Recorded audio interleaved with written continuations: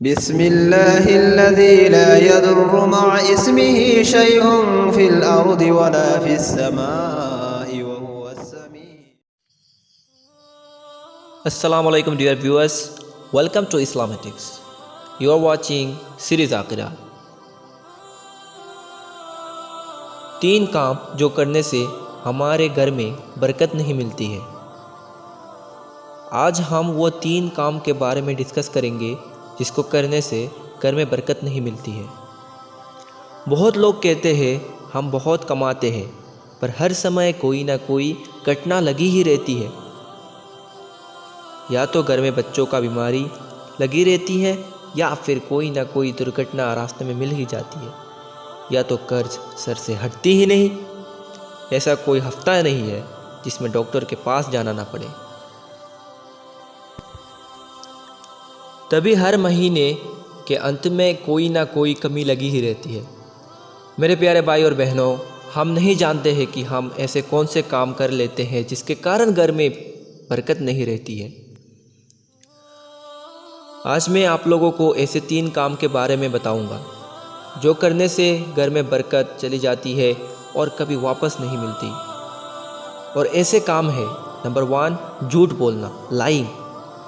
जिस घर के लोग झूठ बोलते हैं उनके ऊपर से बरकत चली जाती है।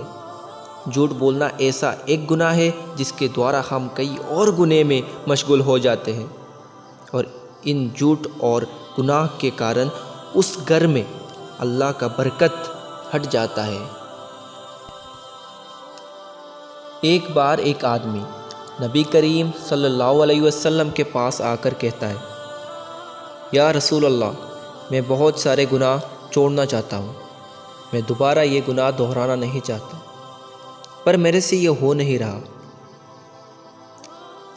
तभी नबी करीम सल्लल्लाहु अलैहि वसल्लम फरमाते हैं, तुम पहले झूठ बोलना छोड़ दो, देखना धीरे धीरे तुम्हारे सब गुनाह का सिलसिला तुम्हें छोड़ देगा। फिर उसने झूठ बोलना छोड़ दिया। तभी उसके और बाकी सारे हराम कार्य उसे छोड़कर चले गए। सुभान अल्लाह। इसीलिए झूठ सब गुनाह का पहला कर्म है। झूठ सब गुनाह का पहला कर्म है। अगर आप झूठ बोलने से बचते हैं तो आप बहुत सारे गुनाह करने से बच सकते हैं, और अल्लाह रब्बुल आलमीन आपके घर में, आपके रोज़गार में असीमित रहमत और बरकत नाजिल करेंगे। सुभान अल्लाह। और दूसरा ऐसा काम जो करने से आपके घर में बरकत उठ जाती है, आपके घर से बरकत उठ जाती है। दूसरा काम यह है अल्लाह सुब्हानहू व तआला की नियामत और रिज़्क़ को अनादर करना।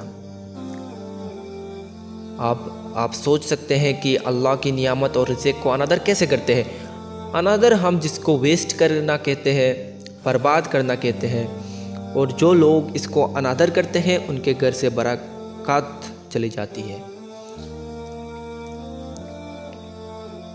आजकल अनादर का सीमा इतना बढ़ चुका है कि हम इसे एक्सप्लेन भी नहीं कर सकते। आजकल अनादर का सीमा इतना बढ़ चुका है कि हम इसे एक्सप्लेन भी नहीं कर सकते। We can't explain. बिना ज़रूरत के पति के ऊपर प्रेशर क्रिएट करके हमारे बहुत सारे बहनें ज़रूरत से ज़्यादा कपड़े ख़रीद कर घर भर रहे हैं। इसके अलावा घर में खाना वेस्ट कर रहे हैं, ज़रूरत से ज़्यादा खाना बनाकर उसको वेस्ट कर रहे हैं, और बिना ज़रूरत बहुत सारे चीज़ें ख़रीद रहे हैं। और इन कर्मों से घर से बरकत उठ जाती है दोस्तों। इसीलिए हम सबको इन कर्मों को दोबारा नहीं दोहराना चाहिए। ज़्यादातर हमारे यहाँ हम देखते हैं शादियों में ज़रूरत से ज़्यादा खाना बनाकर फिर जब खाना बच जाता है उसको फेंक देते हैं नालियों में या रास्ते के पास, जहाँ बहुत सारे लोग रिज़्क़ की कमी से भूखे पेट सो रहे हैं। We organize these parties to show off to be like a king, but we eat less, and for that reason lots of food get their final destination in drains. अगर हम चाहें तो इन फूड्स को हम गरीबों में पैक करके ज़रूरतमंद इंसानों को बांट सकते हैं, पर हमारे इधर ऐसा नहीं हो रहा। तभी हमारे ऊपर से बरकत हटा दी गई है। तीसरा काम है नमाज को लापरवाही करना। जो लोग नमाज ना पढ़कर रोज़गार में बरकत की कामना करते हैं वो लोग एक नंबर के मूर्ख होते हैं। वो लोग एक नंबर के मूर्ख होते हैं। जिस घर में नमाज नहीं है उस घर में जितना बेरोजगार क्यों ना कर लो, कभी बरकत नहीं आएगी उसमें। रसूलुल्लाह सल्लल्लाहु अलैहि वसल्लम फरमाते हैं, फजर का नमाज इंसान को रोजगार में रहमत और बरकत से भरपूर करती है। और एक हदीस में है 5 वक्त नमाज का 5 फजीलत। नंबर 1, फजर का नमाज ना पढ़ने से चेहरे का नूर खराब हो जाती है। नंबर 2, जोहर का नमाज ना पढ़ने से रोजगार से बरकत हट जाती है। और तीसरा, असर का नमाज ना पढ़ने से शरीर में शक्ति की कमी महसूस होती है। और चौथा, मगरिब की नमाज ना पढ़ने से आपके औलाद, आपके बच्चे कभी काम में नहीं आएंगे आपके। ईशा का नमाज ना पढ़ने से नींद में शांति नहीं मिलती है। अल्लाहु अकबर। अल्लाह रब्बुल आलमीन नमाज की मदद से हमारे घर में बरकत लाने की तौफीक दे।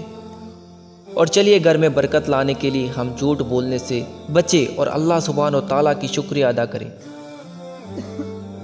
इसके साथ अनादर करने से बचे और साथ में 5 वक्त नमाज जमात के साथ पढ़ें। अल्लाह सुब्हान व तआला हम सबको समझने और अमल करने की तौफीक दे। आमीन।